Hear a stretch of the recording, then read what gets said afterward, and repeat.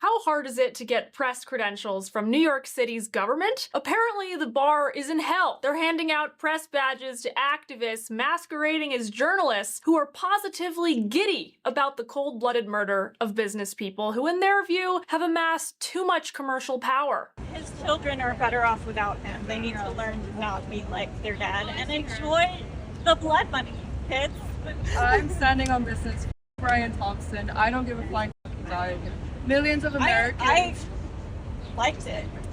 Millions of Americans suffer every single day. These cartoonishly dressed female activists call themselves the Mangionistas, aka fangirls of alleged assassin Luigi Mangione, who has been accused of murdering United Healthcare CEO Brian Thompson. Rather than critically report on the legal proceedings, they came to advocate for Mangione's acquittal and celebrate violence when the ends justify the means in their book. They went so far as to equate Thompson's work with terrorism, with the architect of 9/11. He's responsible for more deaths than Osama bin Laden, and I remember Americans celebrating when Osama bin Laden was killed. It's not like we don't understand heroic violence or like when violence is good. That's like as America got. To them and many other lost, probably mentally ill young women across the country, Thompson was public enemy number one because his company allegedly refused to cover life-saving care for patients in order to maximize profits. This demonization and dehumanization of business people is an invitation for future vigilantes to take matters into their own hands if they deem a company's product, which is sold to a willing consumer, to be predatory. We're fed up with being exploited and treated like cattle, basically blood sacrifices to line the pockets of health insurance executives and the politicians that they bribe with our money that they're stealing from us. It's pretty sickening.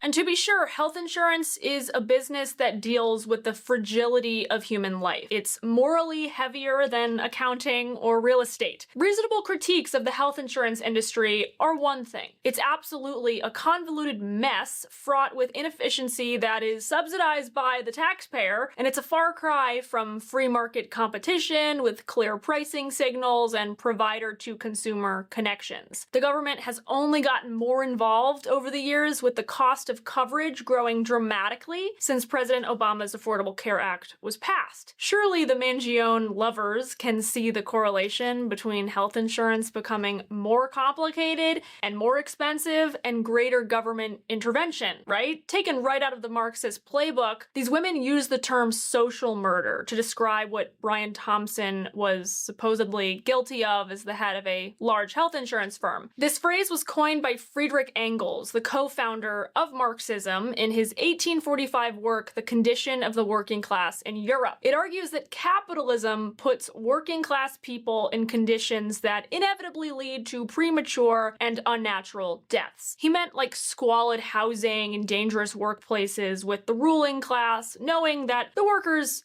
may die in the process, but they do nothing to prevent it. Far leftist streamer Hassan Piker has been invoking this phrase. He did it in an interview with the New York Times, of all places. Piker has also said that America deserved 9/11, among other heinous things. And he's recently been platformed by the Times, mainstream liberal publications, and defended by some prominent Democrats, just to show you how fast we are diving off a cliff here. I think people need to know how much power they have to resist with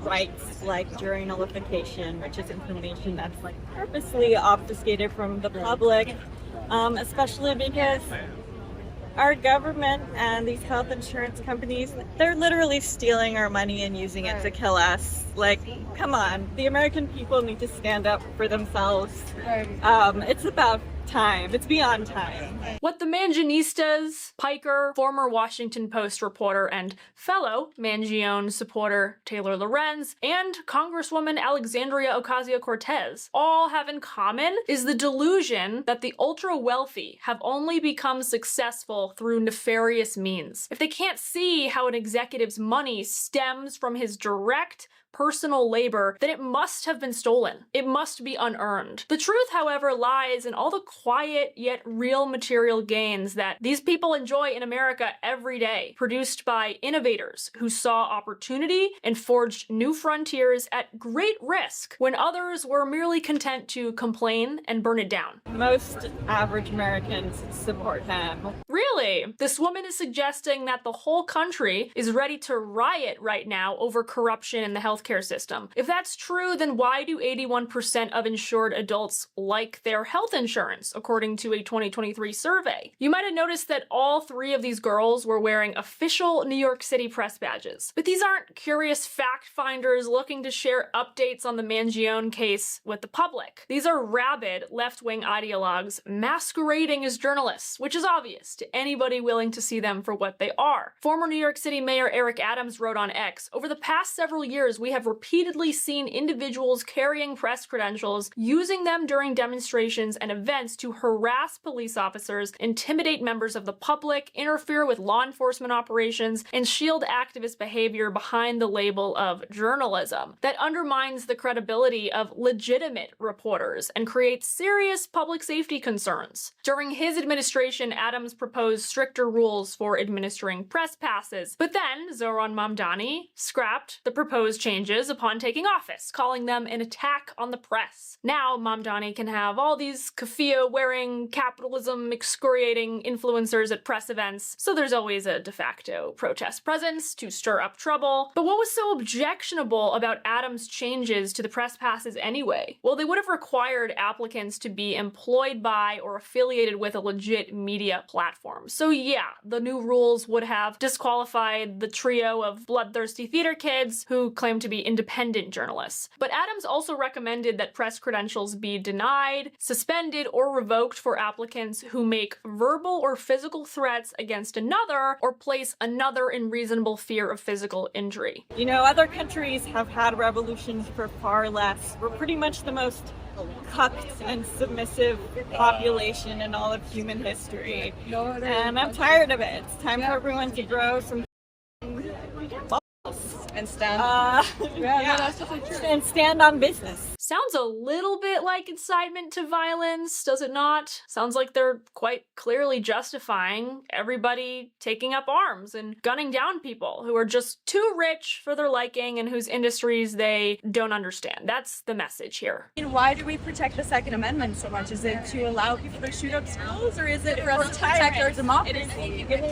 I think it's to protect our democracy. It's not saying, we should all take up arms, but when your democracy is eroded and there's no other option, what are we meant to do? Tell me your education failed you without telling me. That amendment she thought she so cleverly invoked was designed for the citizenry to use to resist government tyranny and for self-defense, which Mangione's alleged action certainly was not. The purpose of the Second Amendment is not, in fact, to sanction rogue citizens to go around shooting business people because they think their service or product is too expensive. No one's saying our healthcare system is perfect, but it's far superior to Canada's or anything in Europe where healthcare is free because it's bankrolled by insane taxation of the people, and the waiting list is years long to get an appointment. You'll die of cancer before you ever get treatment in time. Many cases have proven that out. None of what these girls did is remotely journalism. It's not even a protest. It's just bloodlust. Celebrating the execution of a father while his kids grieve, while telling them that their dad was a demon, and well, at least you can enjoy the money that he stole from people. When you justify murder for the greater good, you tear down the foundation of our civilization. We have laws, courts, elections, debate for a reason. Vigilante justice feels good to the mob until they're the target. Today it's a CEO they dislike. Tomorrow it's a politician, a journalist,